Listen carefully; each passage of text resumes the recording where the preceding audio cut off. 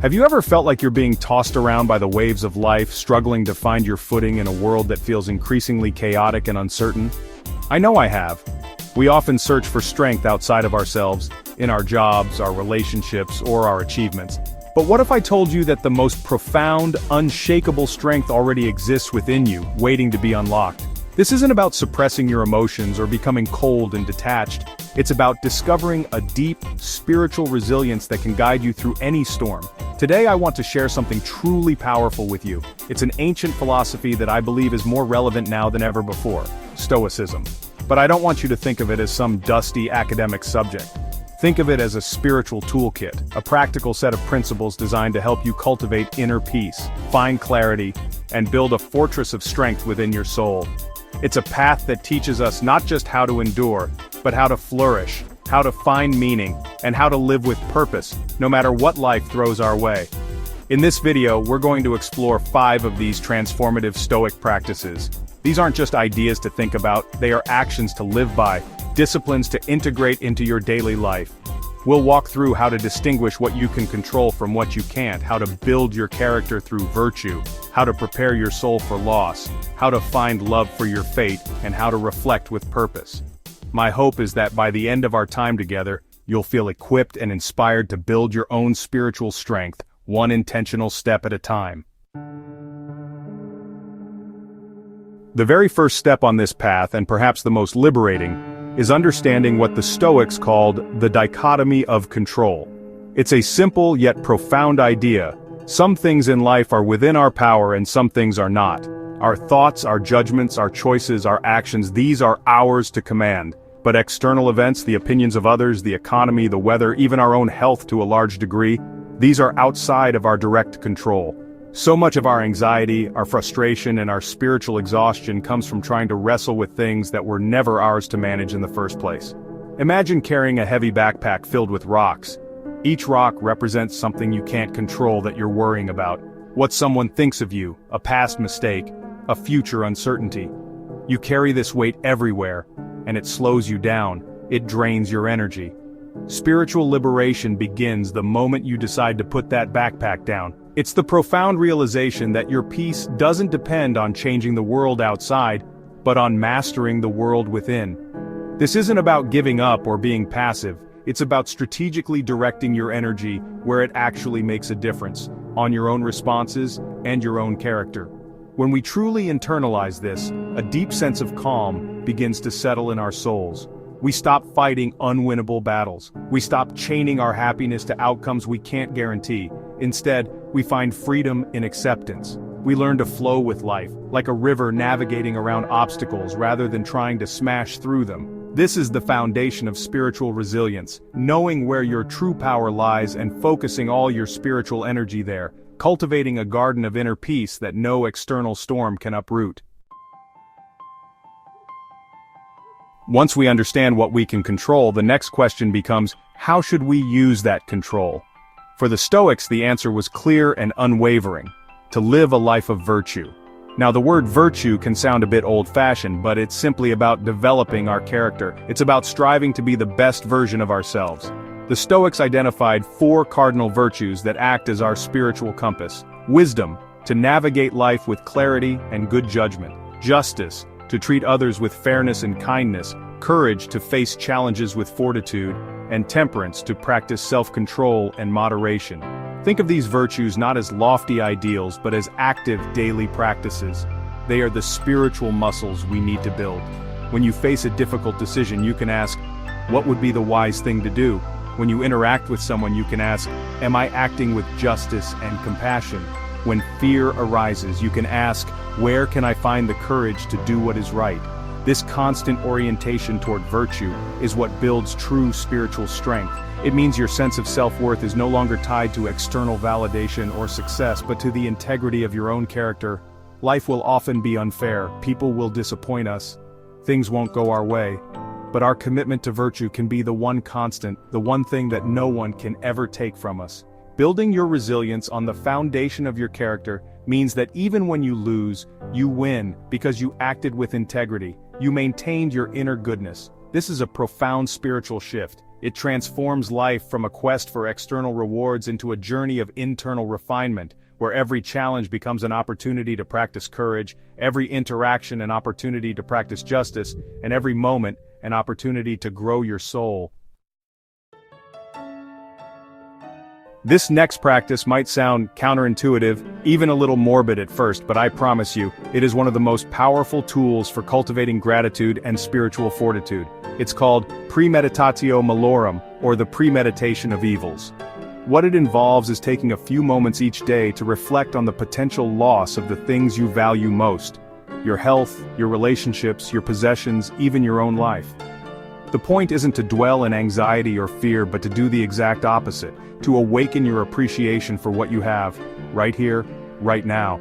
We so often take the good things in our lives for granted. We walk through our days on autopilot, barely noticing the incredible gifts that surround us.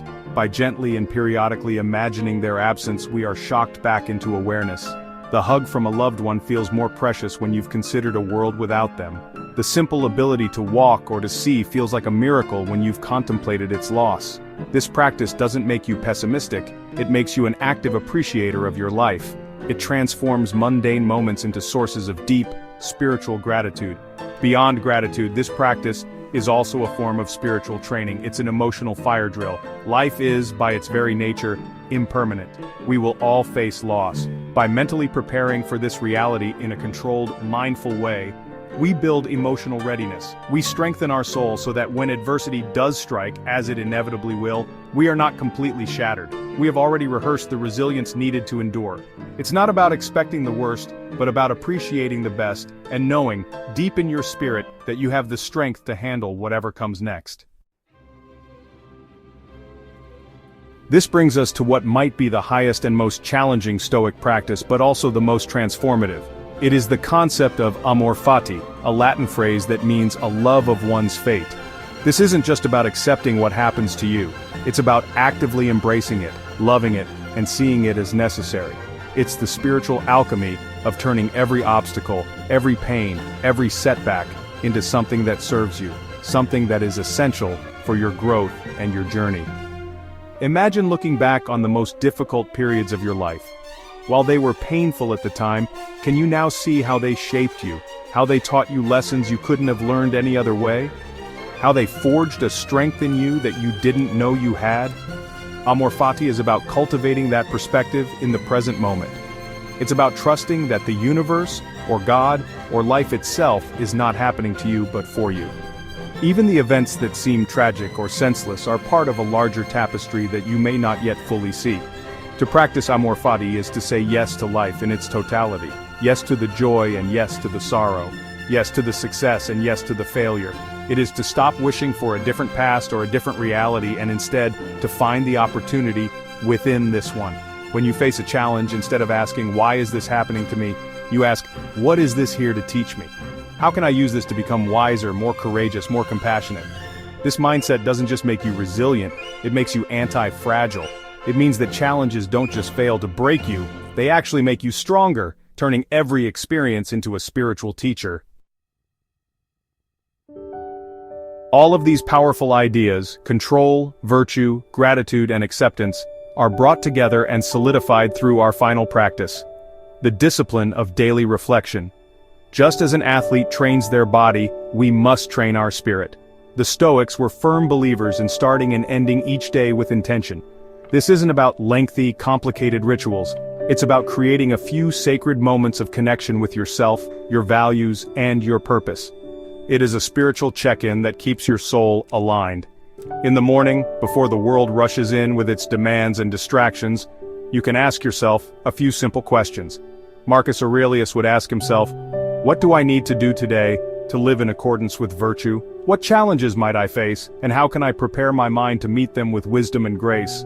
This sets the intention for your day. It's like setting the rudder of your ship before you leave the harbor, ensuring you are steering toward your chosen destination, a life of character and purpose, rather than being pushed around by the currents. Then, in the evening, you complete the circle.